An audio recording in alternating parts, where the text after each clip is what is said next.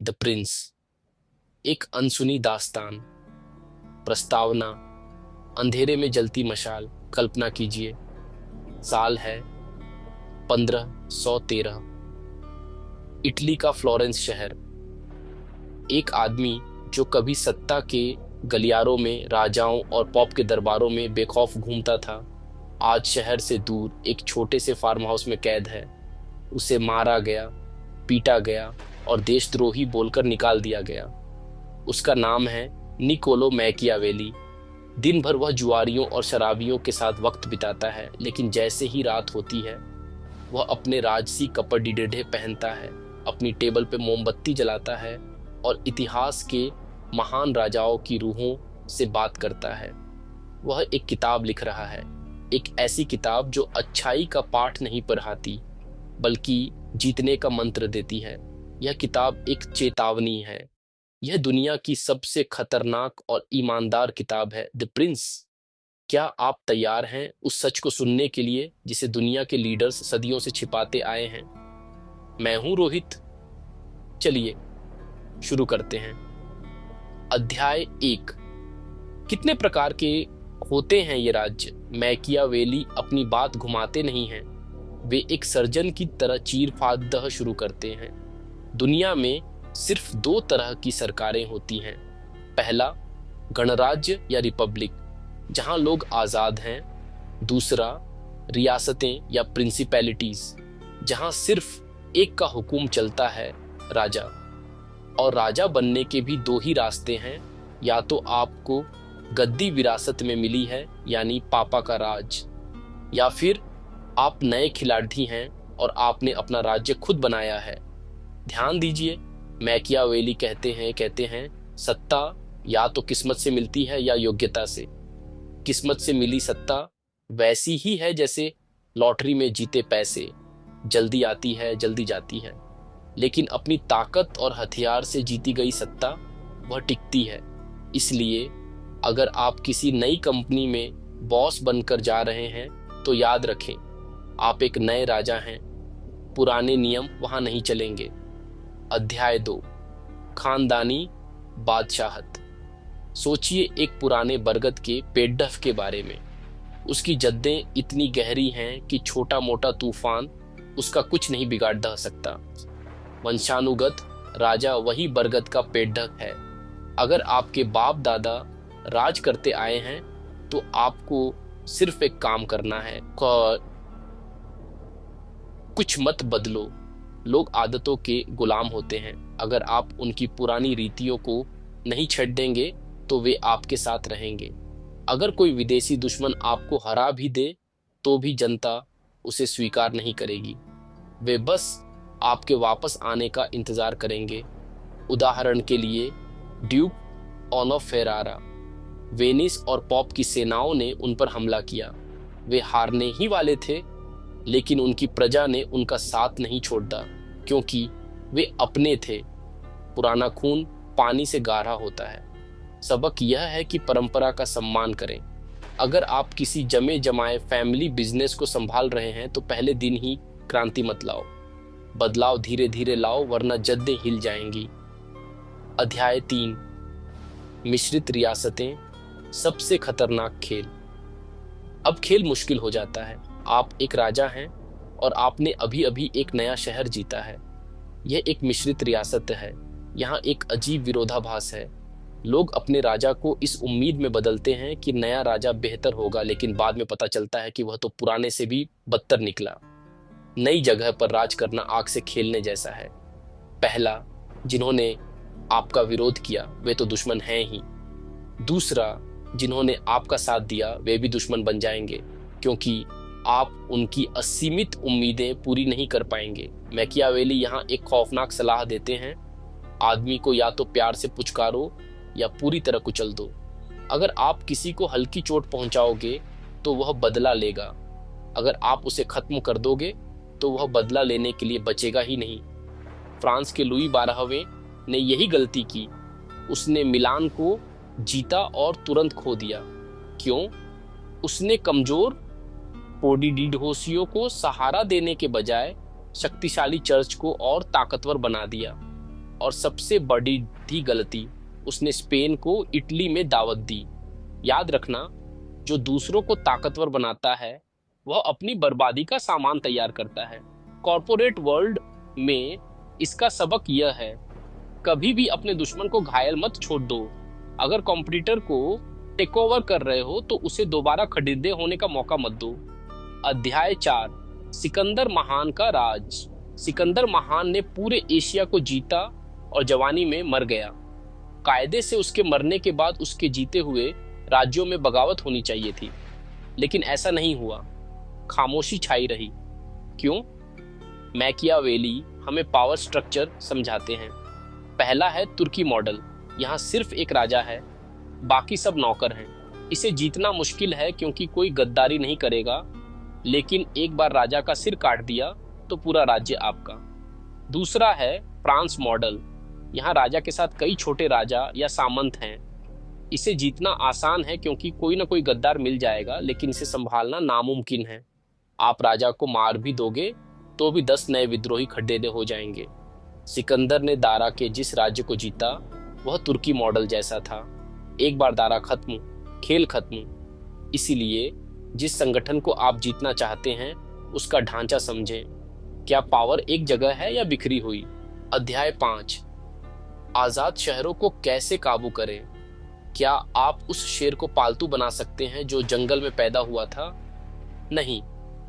जो शहर आजादी का स्वाद चख चुके हैं वे गुलामी कभी स्वीकार नहीं करते। मैकियावेली के पास इनके लिए 3 उपाय हैं, लेकिन वे सिर्फ एक पर जोर देते हैं। 1, उन्हें नष्ट कर दो। 2, वहां जाकर रहो। 3, उन्हें उनके कानूनों पर छोड़ दो। मैकियावेली की कड़ीडी ढावी सच्चाई सुनिए, जो किसी आजाद शहर का मालिक बनता है और उसे नष्ट नहीं करता, वह खुद नष्ट होने के लिए तैयार रहे। विद्रोह के लिए आजादी का नारा कभी नहीं मरता। रोमनों ने कार्थेज को जीतने के बाद उसे नष्ट कर दिया, ईंट से ईंट बजा दी। परिणाम, रोम ने सदियों राज किया। स्पार्टा ने एथेंस पर दया दिखाई और उसे छोड़ दह दिया। परिणाम, उन्होंने एथेंस खो दिया। सबक यह है कि कल्चर का टकराव घातक हो सकता है। अगर आप किसी ऐसे स्टार्टअप को खरीद रहे हैं जिसका कल्चर फ्रीडम वाला है, तो या तो उन्हें पूरी तरह आजाद छोड़ दह दो या उनके पुराने स्ट्रक्चर को जद दाज से उखाड़ द फेंको। बीच का रास्ता तबाही है। अध्याय 6, अपनी दम पर बने सुल्तान। यह कहानी उन हीरो की है जो शून्य से शिखर पर पहुंचे। मोजेज, सायरस, रोमुलस। इनके पास विरासत में कुछ नहीं था सिवाय अपनी योग्यता और एक मौके के। सबसे मुश्किल काम है नई व्यवस्था लागू करना। क्यों? क्योंकि पुरानी व्यवस्था से फायदा उठाने वाले आपके दुश्मन बन जाएंगे और नई व्यवस्था से फायदा पाने वाले अभी डरे हुए हैं। मैकियावेली कहते हैं, हथियार बंद पैगंबर जीतते हैं, निहत्थे मारे जाते हैं। जनता का मन चंचल है। जब वे बातों से विश्वास करना बंद कर दें तो उन्हें बलपूर्वक विश्वास दिलाने की ताकत आप में होनी चाहिए। याद रखें, विजन को पावर चाहिए। सिर्फ अच्छे आइडिया से दुनिया नहीं बदलती। आपके पास उस आइडिया को लागू करने के लिए ताकत होनी चाहिए और विरोध झेलने का जिगरा भी। अध्याय 7, किस्मत के सिकंदर। सीजर बोर्गिया की कहानी। अब सुनिए सीजर बोर्गिया की दास्तान। एक ऐसा राजकुमार जिसे सब कुछ अपने पिता, जो कि एक पॉप थे, उनकी दौलत और किस्मत से मिला। लोग कहते थे यह तो बाप की कमाई पर ऐश कर रहा है, लेकिन उसने क्या किया? उसने अपनी किस्मत को योग्यता में बदल दिया। एक खूनी किस्सा सुनिए। बोर्गिया ने रोमाग्ना राज्य जीता, जो डकैतों और चोरों से भरा था। उसने वहां शांति लाने के लिए अपने सबसे क्रूर मंत्री रेमिरो डी ऑर्को को भेजा। रेमिरो ने मारकाट मचाकर वहां शांति ला दी, लेकिन जनता रेमिरो से नफरत करने लगी। अब बोर्गिया को खुद को साफ सुथरा दिखाना था, तो उसने क्या किया? एक सर्द सुबह सेसेना के चौराहे पर लोगों ने एक भयानक दृश्य देखा। रेमिरो डी ऑर्को की लाश 2 टुकड़ों में कटी पड़ी ही थी। बगल में एक लकड़ी दही का लट्ठा और एक खून से सना चाकू रखा था। मैकियावेली लिखते हैं, इस क्रूर तमाशे ने जनता को एक साथ संतुष्ट भी कर दिया और खौफ से जद्दोजहद भी कर दिया। बोर्गिया ने अपने मंत्री का इस्तेमाल किया और काम होते ही उसे रास्ते से हटा दिया। इसे कहते हैं सफाई। लेकिन बोर्गिया अंत में हार गया क्योंकि वह बीमार फिडिडाज गया और उसने गलत आदमी को पॉप बनने दिया। सबक: कीडिडा है फैसले लेने के लिए किसी मैनेजर को आगे करो। जब काम हो जाए और लोग नाराज हों तो सारी गलती उस मैनेजर पर डालकर उसे हटा दो। आप हीरो बने रहोगे। अध्याय 8: जुर्म से मिली सल्तनत। क्या धोखे और कत्ल से राजा बना जा सकता है? हाँ, लेकिन क्या इज्जत मिलेगी? शायद नहीं। सुनिए ओलिवरोटो की कहानी। वह एक अनाथ था जिसे उसके मामा ने पाला। वह फौज में बढ़ा अफसर बना। एक दिन उसने अपने मामा को चिट्ठी लिखी, मैं घर आना चाहता हूँ। मामा ने शानदार दावत दी।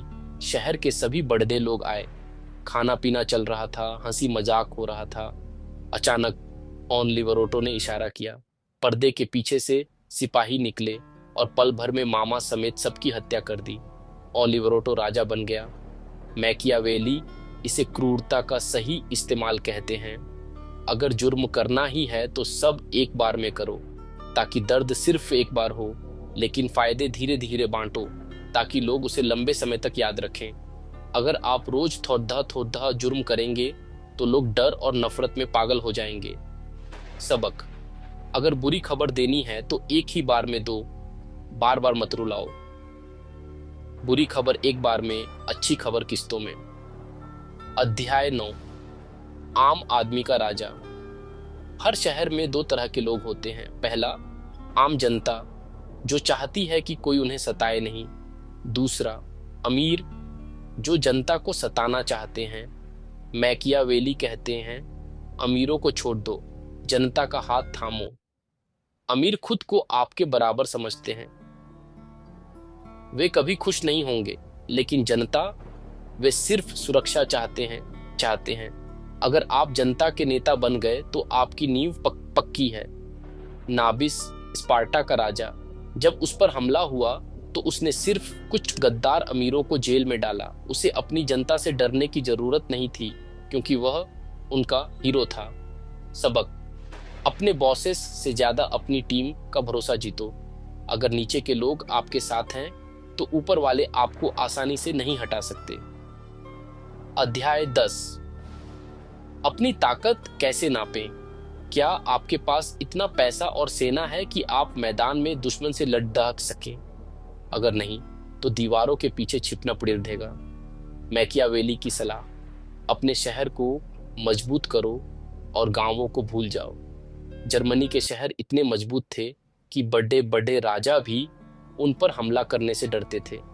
उनके गोदामों में एक साल का खाना और ईंधन हमेशा रहता था। सबक: अपने बिजनेस में इतना कैश रिजर्व रखो कि अगर मंदी आए तो आप एक साल तक बिना कमाई के भी टिक सकें। अध्याय 11: भगवान के राज्य। अब बात करते हैं पॉप के राज्यों की। ये सबसे सुरक्षित हैं। क्यों? क्योंकि इन्हें भगवान चलाते हैं, न तो ये अपनी गद्दी बचाते हैं, न ही इनकी प्रजा बगावत करती है।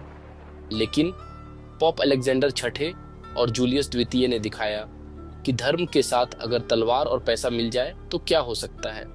सबक: अगर आपकी संस्था किसी मिशन या धर्म से जुड़ती है तो लोग लॉजिक से नहीं, जज्बात से आपके साथ जुड़ेंगे। अध्याय 12: भाड़े के टट्टू। इटली क्यों बर्बाद हुआ? क्योंकि इटली के राजा आलसी थे। उन्होंने अपनी तलवारें टांग दी और लड़ने के लिए किराए के सैनिकों को बुलाया। मैकियावेली गुस्से में कहते हैं, भाद्य के सैनिक और कुछ नहीं, बस बर्बादी हैं। शांति के समय वे आपको लूटते हैं, युद्ध के समय दुश्मन आपको लूटता है। वे दोस्तों के बीच शेर हैं और दुश्मनों के बीच चूहे। वेतन के लिए लड़ने वाला कभी आपके लिए जान नहीं देगा। सबक: अपनी सुरक्षा, अपनी टेक्नोलॉजी, अपनी कोर ताकत कभी आउटसोर्स मत करो।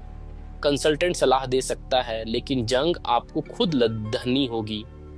अध्याय 13: दूसरों की मदद एक मीठा जहर। भाद्य के सैनिक बुरे हैं, लेकिन मददगार सेना तो उनसे भी खतरनाक है। यह तब होता है जब आप किसी शक्तिशाली पडिडिडोसी को बुलाते हैं, आओ मेरी मदद करो।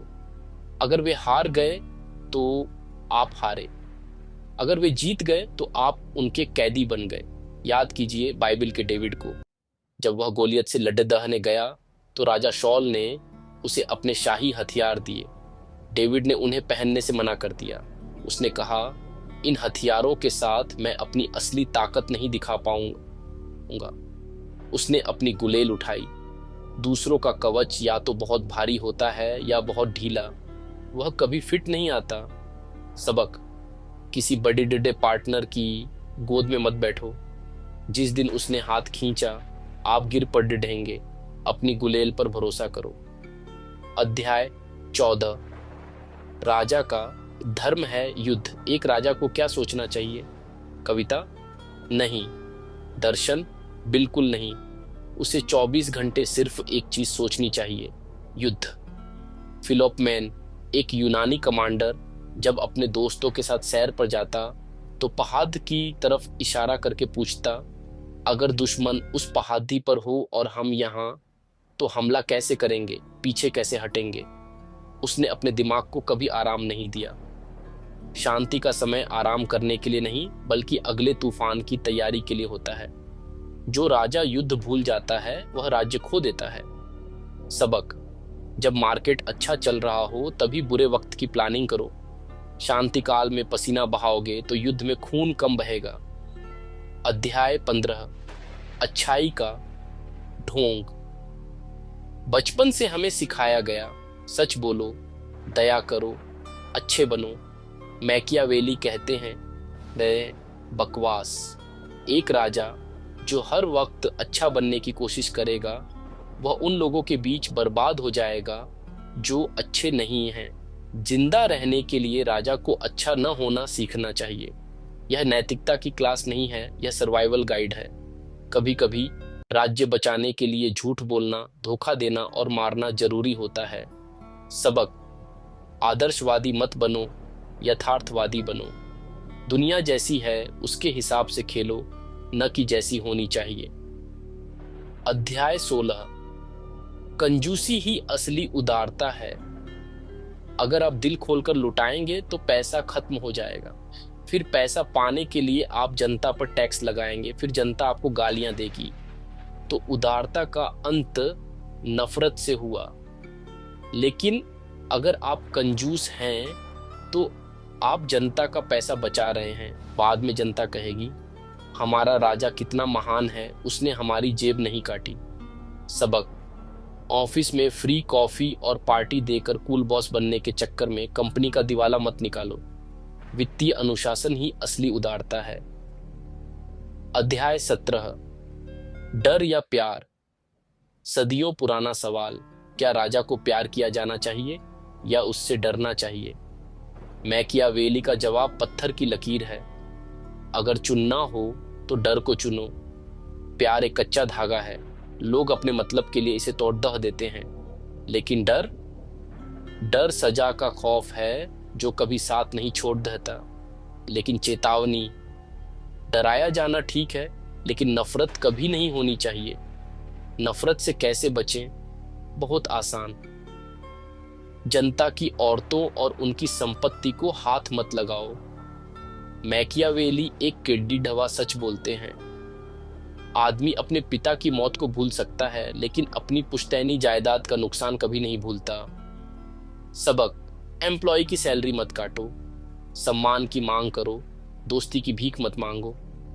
अध्याय 18। शेर और लोमड़ी। राजा को एक इंसान नहीं, एक जानवर होना चाहिए। आधा शेर भेड़ियों को डराने के लिए, आधी लोमड़ी जाल पहचानने के लिए। अगर आप सिर्फ शेर हैं तो जाल में फंस जाएंगे, अगर सिर्फ लोमड़ी ही हैं तो भेड़िए खा जाएंगे। क्या राजा को अपना वादा निभाना चाहिए? मैकियावेली मुस्कुराते हुए कहते हैं, नहीं। जब वादा निभाने में नुकसान हो तो उसे तोड़ दह दो, लेकिन हमेशा धार्मिक और ईमानदार दिखाई दो। दुनिया दिखावे पर चलती है, सच्चाई पर नहीं। हर कोई देखता है कि आप क्या दिखते हैं, बहुत कम जानते हैं कि आप वास्तव में क्या हैं। सबक, आपके इरादे चाहे जो हों, आपकी पब्लिक इमेज बेदाग होनी चाहिए। चालाकी अंदर, ईमानदारी बाहर। अध्याय 19। नफरत से कैसे बचें? एक राजा को दो चीजों से बचना चाहिए, जैसे मौत से, घृणा और तिरस्कार।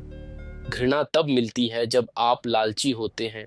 तिरस्कार तब मिलता है जब आप कमजोर, डरपोक या पल पल बदलने वाले दिखते हैं। सेप्टिमियस सेवेरस एक ऐसा रोमन सम्राट था जो शेर और लोमड़ी दोनों था। उसने रोम पर मार्च किया, यह बोलकर कि वह मरे हुए सम्राट का बदला लेने जा रहा है। यह उसकी लोमड़ी वाली चाल थी। रोम पहुंचते ही उसने सीनेट को डराकर खुद को सम्राट घोषित करवा दिया। यह उसकी शेर वाली चाल थी। सबक: कभी भी कंफ्यूज्ड मत दिखो। गलत फैसला लेना फैसला न लेने से बेहतर है। अध्याय 20: किले और काउंटेस की कहानी। क्या किले राजा को बचा सकते हैं? मैकियावेली हमें एक कहानी सुनाते हैं काउंटेस कैटेरिना फोर्जहा की। जब उसके किले को दुश्मनों ने घेर लिया और उसके बच्चों को पकड़ी जा लिया, तो दुश्मनों ने धमकी दी, बाहर आ जाओ वरना बच्चों को मार देंगे। कैटेरिना किले की दीवार पर चरच गई। उसने अपनी स्कर्ट उठाई और चिल्लाकर कहा, मार दो इन्हें, मेरे पास शरीर अभी भी है, मैं और बच्चे पैदा कर लूंगी। दुश्मन दंग रह गए, लेकिन अंत में कैटेरिना हार गई। क्यों? क्योंकि उसकी जनता उससे नफरत करती थी। मैकियावेली कहते हैं, दुनिया का सबसे मजबूत किला है जनता का प्यार। अगर जनता खिलाफ है तो कोई दीवार आपको नहीं बचा सकती। सबक: सुरक्षा गार्ड्स और वकीलों से ज्यादा अपनी टीम के भरोसे पर ध्यान दो। अध्याय 21: नाम कैसे कमाएं? भीड़ को तमाशा पसंद है। एक राजा को हमेशा कुछ बढ़ा करते रहना चाहिए। मिलान के बर्नाबो विस्कोंटी को देखिए, वह अपने अजीबोगरीब न्याय के लिए मशहूर था। उसने एक बार एक अमीर अभिमानी मठाधीश को 4 असंभव सवालों का जवाब देने को कहा, वरना मौत। बाद में एक चालाक मिलर ने उसे जवाब देकर बचा लिया। उसने एक आदेश निकाला कि हर नागरिक को उसके 5000 कुत्तों का ख्याल रखना होगा। अगर कुत्ता दुबला हुआ तो नागरिक को भारी जुर्माना। लोग डरते थे, लेकिन वे उसके बारे में बात करना नहीं छोड़ देते थे। तटस्थ मत रहो, या तो दोस्त बनो या दुश्मन। जो बीच में रहता है वह मारा जाता है। सबक: अपनी उपलब्धियों का शोर मचाओ, खामोश खिलाड़ी मत बनो। अध्याय 22 और 23: मंत्री और चापलूस। राजा उतना ही होशियार होता है जितने उसके मंत्री, लेकिन एक बीमारी है जो दरबारों को खा जाती है, चापलूसी। हर कोई राजा की हाँ में हाँ मिलाता है। सच कैसे सुने? मैकियावेली का फार्मूला: अपने कुछ समझदार लोगों को सच बोलने की आजादी दो, लेकिन सिर्फ तब जब आप पूछें। अगर हर कोई राय देने लगेगा तो आपकी इज्जत कम हो जाएगी। पूछो, सुनो और फिर फैसला खुद लो। सबक: मीटिंग में कहो, मुझे वो बताओ जो गलत है, वो नहीं जो मैं सुनना चाहता हूं, लेकिन फैसला आपका होना चाहिए। अध्याय 24 और 25: किस्मत का खेल। इटली के राजा क्यों हारे? किस्मत की वजह से नहीं, अपनी नालायकी से। उन्होंने धूप में छत ठीक नहीं की और जब बारिश आई तो बह गए। किस्मत एक विनाशकारी नदी की तरह है, जब बाढ़ आती है तो सब तबाह हो जाता है, लेकिन समझदार लोग शांत मौसम में बांध बनाते हैं। मैकियावेली कहते हैं, किस्मत एक औरत की तरह है, उसे साहसी और आक्रामक मर्द पसंद हैं, डरपोक नहीं। सबक: रिस्क लो, हाथ पर हाथ रखकर किस्मत का रोना मत रो। अध्याय 26: आखिरी पुकार। अब मैकियावेली के शब्द आग बन जाते हैं। यह अब राजनीति नहीं, यह एक प्रार्थना है। वे मेडिची परिवार को ललकारते हैं। इटली अधमरा पड़े यह है, उसके घाव रिस रहे हैं। वह एक मसीहा का इंतजार कर रहा है। तलवार उठाओ, विदेशी बर्बरों को खदेड़ दो। किताब इन पंक्तियों के साथ खत्म होती है। शौर्य जब क्रोध के खिलाफ हथियार उठाएगा तो जंग छोटी होगी, क्योंकि इटालियन दिलों में प्राचीन वीरता अभी मरी नहीं है। समापन। तो यह थी द प्रिंस, 500 साल पुरानी मगर आज की सुबह की तरह ताज़ा। यह किताब आपको बुरा बनना नहीं सिखाती, यह सिखाती है कि जब दुनिया बुरी हो तो अच्छा बनकर कैसे नहीं मरना है। सवाल ये है, क्या आप में एक प्रिंस बनने का जिगरा है,